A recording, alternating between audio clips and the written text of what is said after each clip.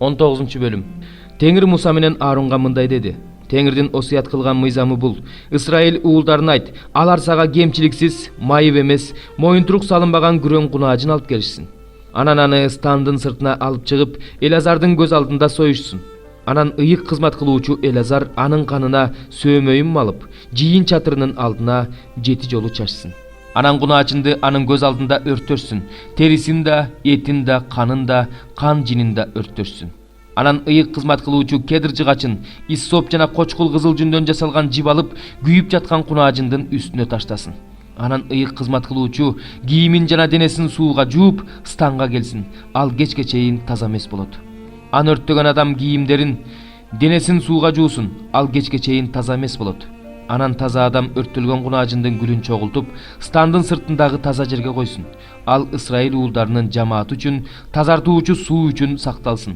Бул күнөө үчүн чалынган курмандык. Анан кунаажындын гүлүн чогулткан киши кийимдерин жуусун. Ал кечке чейин таза эмес болот. Бул Исраил уулдары үчүн жана алар менен жашаган келгиндер үчүн түбөлүк мыйзам болсун.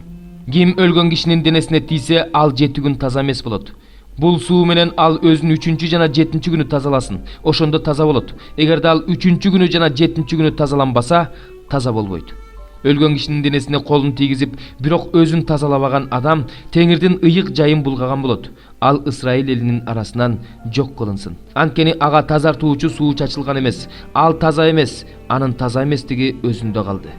Мыйзам мындай: эгерде адам чатырда өлсө, анда чатырга киргендин баары жана чатырдагылардын баары 7 күн бою таза эмес болот.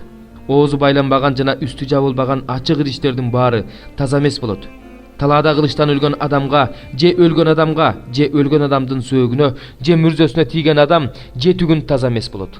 Таза эмес адамды тазалаш үчүн күнөө үчүн өрттөлгөн жанагы курмандыктын гүлүн алып, идишке салып, үстүнө агын суудан куйсун.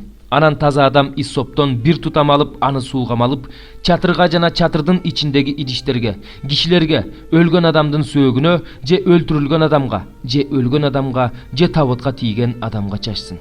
Таза адам таза эмес адамга 3-чү жана 7-чү күнү ошентип чачсын. 7-чү күнү аны тазартсын. Анан ал кийимин, денесин суу менен жуусун. Ал кечинде таза болот. Ким таза эмес болуп туруп өзүн тазартпаса, ал эл ичинен жок кылынсын. Анткени ал Теңирдин ыйык жайын булгады. Ага тазартуучу суу чачылган эмес. Ал таза эмес. Бул алар үчүн түбөлүктүү мыйзам болсун. Тазартуучу суу чачкан адам да кийимин жуусун. Тазартуучу сууга тийген адам кечке чейин таза эмес болот. Таза эмес адам эмнеге тийсе, ошонун баары таза эмес болот. Таза эмес адамга тийген адам да кечке чейин таза эмес болот.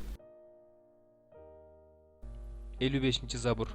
Ырчылар тобунун башчысына жат элдин арасында үндөбөгөн көгүчкөн жөнүндө дөөттү периштиликтер Гатта кармап алганда жазган забуру. Ырайым кыл мага, Кудайым, анткени мени жуткусу келген адам күнүгө мага кол салып кысымга алып жатат. Мени душмандарым жуткусу келип ар күнү издеп жүрүшөт. Анткени мага каршылар өтө көп. Кудуреттүү Теңир, мени коркунуч басканда сенден үмүттөнөм. Мен Кудайды сөзү үчүн даңктайм. Кудайдан үмүттөнөм, коркпойм. Адам мага эмне кыла алат? Ар күнү менин сөздөрүмдү тескери буруп алышат. Алар мага каршы жамандык ойлошот. Алар топтошуп, бекинип, менин жанымды тузакка түшүрүш үчүн баскан изимди аңдышат. Кантип эле алар өздөрүнүн жалган иштери үчүн жазадан кутулуп кетишсин. Кудай, каарың менен бул элдерди талкала. Менин жер кезип жүргөн күндөрүм сенде эсептелүү. Көз жашымды өз идишиңе куй. Алар сенин китебиңде жазылган эмеспи? Мен сени чакырганда душмандарым артына качышат. Кудай мен тарапта экенин мен ошондон билем. Мен Кудайды сөзү үчүн даңктайм. Мен Теңирди сөзү үчүн даңктайм. Кудайдан үмүттөнөм, коркпойм. Адам мага эмне кыла алат? Сага берген убадаларымды аткарам. Кудайым, сага ыраазычылыгымды билдирем. Анткени сен менин жанымды өлүмдөн куткардың. Кудайдын көз алдында, тирүүлөрдүн жарыгында жүрүшүм үчүн бутумду да мүдүрүлткөн жоксуң. 56-забур. Ырчылар тобунун башчысына өлтүрбө, дөөтүн шабулдан үңкүргө качып барганда жазган забуру. Ырайым кыл мага, Кудайым, ырайым кыл мага, анткени менин жаным сага ишенет. Кырсык өтүп кеткенге чейин сенин канатыңа корголой турайын. Мага ырайым кылуучу эң жогорку Кудайга кайрылып жатам. Ал мага асмандан жардам жиберип, мени куткарат. meni jutam деп издеп жүргөндү уятка калтырат. Кудай өз ырайымын жана чындыгын жиберет. Менин жаным арстандардын арасында. Мен оозунан жалындаган от чыккандардын арасында, тиштери жебе менен найза болгон, тилдери жалаңдаган кылыч болгон адамдардын арасында жатам. Кудайым, даңкың асмандан да жогору көтөрүлсүн. Сенин даңкың бүт жер үстүндө болсун. Менин бутума тузак даярдап коюшту. Жаным кыйналды. Алдыма аң казышты, бирок ага өздөрү түшүп калышты. Жүрөгүм даяр Кудайым. Жүрөгүм даяр. Ырдаймын да, даңктаймын. Ойгон даңкым, забур менен кыласпап, ойгон. Мен эрте турам. Теңирим, сени элдердин арасында даңазалайм. Сени уруулар арасында даңктабырдайм. Анткени сенин ырайымың асманга чейин, сенин чындыгың булуттардан жогору. Кудайым, даңкың асмандан да жогору көтөрүлсүн. Сенин даңкың бүт жер үстүндө болсун. 8-бөлүм. Теңир мага бир чоң түрмөк кагаз ал. Ага адамдар жазган жазуу менен Майер Шалал Хаш бас деп жаз деп айтты.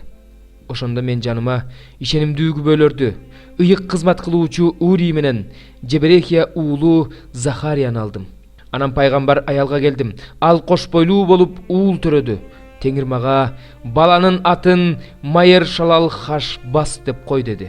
Анткени бул бала ата апа деп айтылганга чейин Дамасктын байлыгы менен Самариянын олжолорун Ашур падышасынын алдына көтөрүп барышат. Теңир мага сүйлөгөнүн улантып дагы мындай деди. Бул эл жай аккан Шиловактын сууларын барктабай, Ретсинге жана Ремалиянын уулуна суктанган үчүн Теңир бул элге буркан шаркан түшүп аккан чоң дарыяны, Ашур падышасын бүт атак даңкы менен каптатат. Ошондо ал өзүнүн нугунан көтөрүлүп, жээктеринен ашып ташыйт. Анан ал бүт жүйүт жерине кирип, аны каптап, жогору көтөрүлүп, мойнуна чейин жетет. Алардын жайылган канаты сенин жергеңдин бир четинен экинчи четине чейин жетет. Эммануэль, жоолашкыла элдер, бирок титирегиле, уккыла бүт алыскы жерлер, куралдангыла бирок титирегиле, куралдангыла бирок титирегиле, согуш планын түзө бергиле, бирок аныңар бузулат. Чечим чыгара бергиле, бирок аныңар жүзөгө ашпайт, анткени Кудай биз менен. Анткени Теңир өзүнүн күчтүү колун менин үстүмө коюп, бул элдин жолу менен жүрбө деп эскертип, мындай деди. Бул эл чыккынчылык деп эсептегендин баарын эле чыккынчылык деп эсептей бербегиле. Бул эл корккон нерседен коркпогула да, үрөйүңөрдү учурбагыла. Себайот Теңирди, аны ыйык туткула. Ал силердин коркунучуңар, ал силердин титирөөңөр. Ал Исраилдин эки уруусу үчүн ыйык жай, мүдүрүлтө турган таш азгыруучу аска болот. Иерусалимде жашагандар үчүн сыйыртмак, жайылган тор болот. Алардын көбү мүдүрүлөт, жыгылат, талкаланат, жайылган торго чалынат жана колго түшөт. Күбөлөндүрүүнү сакта. Менин шакирттеримдин көзүнчө мыйзамга мөөр бас. Мен Жакыптын тукумунан өз жүзүн жашырган Теңирге ишенем, андан үмүт кылам. Мына мен жана Кудай берген менин балдарым, биз Сион тоосунда жашаган Себайот Теңирдин Исраилга берген аяны жана белгиси болобуз. Силерге өлгөндөрдү чакыргандарга, сыйкырчыларга, күбүрөп шыбырагандарга жана ичинен сүйлөгөндөргө кайрылгыла дешкенде силер эл өз Кудайына кайрылууга тийиш эмеспи? Өлгөндөрдөн тирүүлөр жөнүндө сурамак беле деп жооп бергиле. Мыйзам менен күбөлөндүрүүгө кайрылгыла. Эгерде алар бул сөздү айтпаса, анда аларда жарык жок.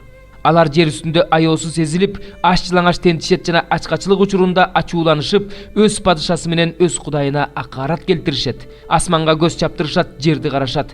Кайгы жана караңгылык, коюу караңгылык. Алар караңгылыкка кулатылат. Бирок азыр коюу караңгылык каптаган жерде дайыма эле караңгылык боло бербейт. 9-бөлүм. Мурунку мезгилде Забулун жери менен Напталы жери басынтылган. Бирок кийинки мезгилде деңиз жээктеп кеткен жол Иордандын аркы өзүндөгү өлкө, бутпарас эл жашаган Галилея көтөрүлөт. Караңгыда жүргөн эл улуу жарыкты көрөт. Өлүм көлөкөсү өкүм сүргөн өлкөдө жашагандардын үстүнө жарык жаркырайт. Сен элди көбөйтөсүң, кубанычын арттырасың. Ал эл оруу жыйуу учурунда кубангандай, олжоо бөлүшкөндө сүйүнгөндөй сенин алдыңда кубанат. Анткени сен аны эзген моюнтурукту, анурган таякты, анын эзүүчүсүнүн камчысын, Мидианды талкалагандай талкалайсың. Анткени жоокердин согуш учурунда кийген бут кийими менен үстүндөгү канга чыланган кийими отко ыргытылып өрттөлөт. Анткени бизге наристе төрөлдү, бизге уул берилди. Бийлик кылуу анын ийнинде, ага кереметтүү, кеңешчи, күчтүү Кудай, түбөлүктүн атасы, тынчтыктын төрөсү деген ат коюлат. Ал өзүнүн падышачылыгын адилеттик менен, чындык менен бүгүнкү күндөн тартып түбөлүккө бекитиши жана бекемдеши үчүн дөөттүн тагында жана анын падышачылыгында анын бийлиги жана тынчтык чексиз өсөт. Муну Себайот Теңирдин кызганычы ишке ашырат. Экинчи бөлүм. Бир туугандарым, даңктуу Теңирибиз Иса Машаякка ишенгендер катары бет карамалык кылуудан сак болгула. Чогулушуңарга алтын шакек тагынган, кымбат баалуу кийим кийген адам жана жупуну кийинген жарды адам келсе, силер кымбат баалуу кийим кийген адамды карап, сен бул жерге отурсаң болот деп, ал эми жарды адамга сен тигил жерге тур, же менин ылдый жагыма отур десеңер, анда адамдарды алакчылаган адилетсиз сот болуп жаткан жоксуңарбы? Кулак салгыч сүйүктүү бир туугандарым, ишенимге бай болушсун, өзүн сүйгөндөргө убада кылган падышачылыктын мурасчылары болушсун деп Кудай бул дүйнөнүн жардыларын тандап алган жок беле? Силер болсо жардыны кемсинтип жатасыңар. Силерди кысымга алып сотторго сүйрөп барып жаткандар байлар эмеспи? Силер алып жүргөн жакшатты жаманатты кылып жаткандар ошолор эмеспи? Эгерде силер падышанын ыйык жазуудагы өзүңдү кандай сүйсөң жакыныңды да ошондой сүй деген мыйзамын аткарып жатсаңар, анда жакшы кылып жатасыңар. Эгерде бет карамалык кылып жатсаңар, анда күнөө кылып жатасыңар жана мыйзам алдында кылмышкерсиңер. Ким мыйзамдын баарын аткарып жүрүп, алардын бирин эле бузса, бүт мыйзамды бузган болот. Анткени ойноштук кылба деген Кудай киши өлтүрбө деп да айткан. Эгерде сен ойноштук кылбасаң, бирок киши ылтүрсөң, баары бир мыйзамды бузуучу болосуң. Силер эркиндик мыйзамы боюнча соттолуучуларсыңар. Ошондуктан сүйлөгөн сөзүңөр менен кылган ишиңер ошого ылайык болсун. Анткени ырайым кылбаган адам ырайымсыздык менен соттолот. Ырайым соттон жогору. Бир туугандарым, ким ишенем десе, бирок ишенимине ылайык иштерди кылбаса, андан эмне пайда? Ошондой ишеним аны куткара алабы? Эгерде бир туугандарыңардын кийер кийими, ичер тамагы жок болсо, араңардан бирөө аларга тынчтык менен баргыла, жылуу кийингиле, курсагыңарды тойгузгула десе, бирок алардын денесине керектүүнү бербесе, андан эмне пайда? Ошол сыяктуу эле ишсиз ишеним өлүк ишеним. Бирок кимдир бирөө минтип айтышы мүмкүн. Сенин ишенимиң бар, ал эми менин иштерим бар. Мага ишсиз ишенимиңди көрсөт. Мен болсо сага иштерим аркылуу ишенимимди көрсөтөйүн. Сен Кудайдын бирөө экендигине ишенесиң. Мунуң жакшы, бирок жиндер да ишенип титиреп турушат. Акылсыз адам ишсиз ишеним өлүк экенин билгин келеби? Өз уулу Ысхакты курмандыкка чалмакчы болгон атабыз Ыбрайым иши менен акталган жок беле? Көрдүңбү? Анын ишеними иштери менен коштолгон. Ишеним иштер аркылуу жеткилеңдикке жетти. Ошентип ыйык жазуудагы Ыбрайым Теңирге ишенди, ишеними ага адилдик катары эсептелди деген сөз аткарылып, Ыбрайым Кудайдын досу аталды. Көрдүңөрбү? Адам ишеними менен гана эмес, иштери менен да акталат. Чалгынчыларды үйүнө кабыл алып, андан кийин башка жол менен узатып жиберген бузулган аял Рахаб да иши менен акталган жок беле? Демек, рухсуз дене өлүк болгон сыяктуу эле ишсиз ишеним да өлүк.